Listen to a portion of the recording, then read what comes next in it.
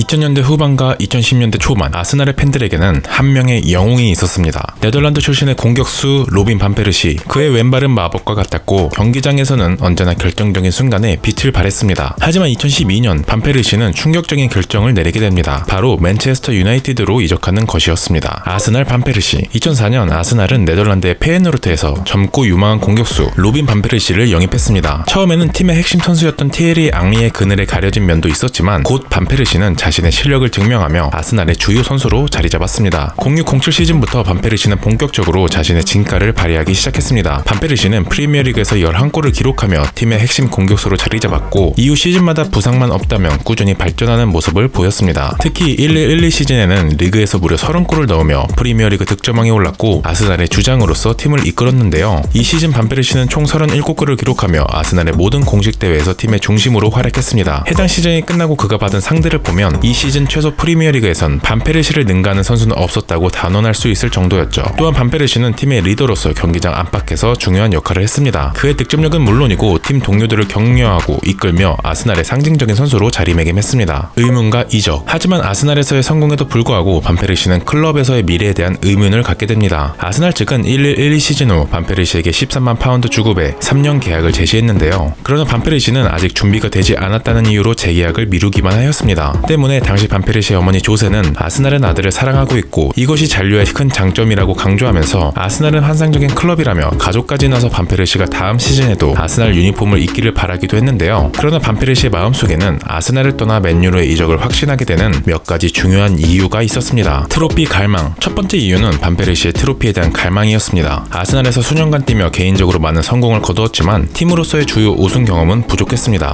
2005년 FA컵 우승 이후 아스날은 리그나 챔피언스리그와 같은 큰 대회에서 우승을 차지하지 못했습니다. 이는 반 페르시에게 점점 큰 고민거리가 되었습니다. 그의 커리어가 정점에 달했을 때 그는 단순히 득점왕 타이틀보다 더 큰 무언가를 원했기 때문이죠. 반 페르시는 리그 우승과 같은 팀의 성과를 통해 자신의 능력을 증명하고 싶어 했습니다. 당시 반 페르시가 원한 건 승자가 되는 것이었죠. 아스날이 반 페르시를 승자로 만들 수 있다면 아스날에 남았겠지만 다음 이유로 인해 반 페르시는 아스날에 대한 의문을 키울 수밖에 없었습니다. 아스날의 경쟁력 부족. 그 이유는 아스날의 경쟁력 부족이었습니다. 2010년대 초반 아스날은 주요 선수들이 팀을 떠나고 재정적 제약으로 인해 그들을 대체할 수 있는 충분한 투자를 하지 못하고 있었습니다. 특히 2006년 건설된 에미레이츠 스타디움의 어마무시한 3억 9천만 파운드라는 건설 비용을 갚기 위해 아스날은 제대로 된 투자를 하지 못했고 날로 풍족해져가는 경쟁 클럽들과의 경쟁에서 재정적으로 뒤처질 수밖에 없었죠. 때문에 클럽은 주로 젊은 선수들을 키우는 데 집중했지만 반 페르시에게는 당장 우승을 위해 경쟁할 수 있는 팀이 필요했습니다. 이로 인해 반 페르시는 아스날의 프로젝트에 대한 신뢰를 잃기 시작했습니다. 그는 자신의 커리어가 끝나기 전에 주요 트로피를 들어올리고 싶었지만 아스날이 그 꿈을 실현할 수 있을 것이라는 확신이 없었습니다. 특히 매 시즌이 지날수록 반 페르시는 아스날이 진정으로 리그 우승을 위해 경쟁할 수 있는지에 대한 의문을 품게 된 일화가 있습니다. 2020년 반 페르시의 인터뷰에 따르면 당시 구단의 재정적인 상황을 자랑한 이방 가지디스 회장에게 반 페르시는 돈은 크게 상관없다. 내 관심사는 오직 우승 트로피라고만 하며 선수 보강을 해달라고 요청했지만 회장은 그렇게 하라고 하지 않았다고 밝혔는데요. 이는 결국 반 페르시에게 아스날이 아닌 다른 옵션을 찾아보게 만드는 도화선이 되었습니다. 퍼거슨. 마지막으로 알렉스 퍼거슨 감독의 영향력과 그의 비전이 반 페르시의 결정을 이끌었습니다. 맨체스터 유나이티드는 당시에 리그를 넘어 유럽 최고의 팀 중 하나로 평가받았고 퍼거슨 감독은 여전히 강력한 지도력을 발휘하고 있었습니다. 퍼거슨 감독은 반 페르시에게 직접적으로 연락을 취해 그를 설득했습니다. 퍼거슨 감독은 맨유가 반 페르시를 통해 리그 우승을 되찾을 수 있을 것이라고 말하며 그가 팀의 핵심 역할을 맡게 될 것임을 약속했습니다. 특히 맨유가 반 페르시에게 관심을 보이기 이전 유벤투스와 맨시티가 서로 반 페르시를 차지하기 위해 영입 경쟁을 벌이고 있었는데요. 그러나 반 페르시가 후발주자인 맨유를 선택한 데에는 퍼거슨의 존재가 결정적이었습니다. 반 페르시는 퍼거슨 감독은 내가 이적을 결정하는데 결정적이었다. 그가 팀을 다루는 방법들을 다른 선수들을 통해 들었다. 나는 우승하고 싶었고 긱스, 캐릭, 스콜스, 비디치, 퍼디난드 모두 우승 경험이 있었다. 나는 그들과 함께 그 일부분이 되고 싶었다. 나도 승자가 되고 싶었다. 나는 우승하는 법을 아는 팀에 갈 필요가 있었다고 말하였습니다. 반 페르시는 퍼거슨이 있는 맨유가 그의 커리어에서 더 큰 성공을 이룰 수 있는 기회를 제공할 것이라고 믿은 것이죠. 맨유 반 페르시. 결국 2012년 여름 반 페르시는 아스날을 떠나 맨체스터 유나이티드로 이적하게 됩니다. 당시 이적료는 약 2,400만 파운드로 추정되었고 이적 발표는 아스날 팬들에게 큰 충격을 안겨주었습니다. 특히 반 페르시가 아스날의 주장으로서 팀을 이끌어가고 있었기 때문에 팬들의 실망과 충격은 더욱 컸습니다. 당시 반 페르시는 이적 이유에 대해 이야기하면서 그 유명한 작은 아이 인터뷰를 통해 자신의 마음을 털어놓았습니다. 내 아내 작은 아이가 맨유 맨유로 가라고 말했다. 이 한마디는 반페르시의 결정이 단순한 비즈니스적 선택이 아니라 축구 선수로서의 열망과 꿈에 따른 것임을 보여주었습니다. 어떤 때는 감정이 이성을 지배할 때가 있습니다. 제 안의 작은 아이는 맨유로 가라고 속삭였고 저는 그 목소리를 따르기로 했습니다. 맨유에서 첫 시즌 반페르시는 자신이 왜 세계 최고의 공격수 중 하나인지를 증명해 보였습니다. 반페르시는 리그에서 26골을 기록하며 다시 한번 득점왕에 올랐고 맨체스터 유나이티드는 그의 활약 덕분에 프리미어리그에서의 20번째 우승을 차지하게 됩니다. 이 우승은 전설적인 감독 알렉스 퍼거슨의 마지막 시즌이었기에 더욱 의미가 있었습니다. 퍼거슨 감독은 반페르시의 이적이 맨유에게 얼마나 중요한 영향을 미쳤는지 여러 차례 언급하기도 했는데요. 시즌 내내 터진 반페르시의 결정적인 골들이 없었다면 맨유의 우승은 어려웠을 것이라는 평가가 지배적이었죠. 그러나 한편으로 반페르시의 이적은 많은 논란을 불러일으켰습니다. 아스날 팬들은 그를 배신자라고 불렀고 반페르시를 향한 실망과 분노는 경기장에서도 드러났죠. 맨유와 아스날의 경기가 열릴 때마다 반페르시는 강한 야유를 받았고 이는 반페르시가 얼마나 중요한 선수였는지를 반증하는 것이기도 했습니다. 특히 아스날 시절 아스날에서 뛰는 건 돈 때문이 아니라 아스날을 사랑하기 때문이라고 말하는 등 아스날에 대한 애정을 드러내는 인터뷰를 하며 아스날 팬들을 열광시키기도 했던 반페르시였기에 그 충격과 비난은 매우 컸습니다. 그럼에도 반페르시는 이러한 비난에도 불구하고 자신의 실력으로 경기장에서 답을 하였습니다. 로빈 반페르시의 이적 이야기는 축구 역사상 가장 논란이 되었던 이적 중 하나로 남아있습니다. 그는 아스날 팬들에게는 배신자일지 모르지만 맨유 팬들에게는 영웅으로 기억되고 있는데요. 그의 결정은 많은 비판을 받았지만 결국 반페르시는 자신의 커리어에서 프리미어리그 트로피를 들어올리며 그 결정을 정당화했습니다. 여러분들은 아스날의 캡틴이던 반페르시의 맨유 이적에 대해 어떻게 생각하시나요? 영상 재밌게 보셨다면 구독과 자유로운 의견 댓글로 부탁드리며 이상 택배크로스 장인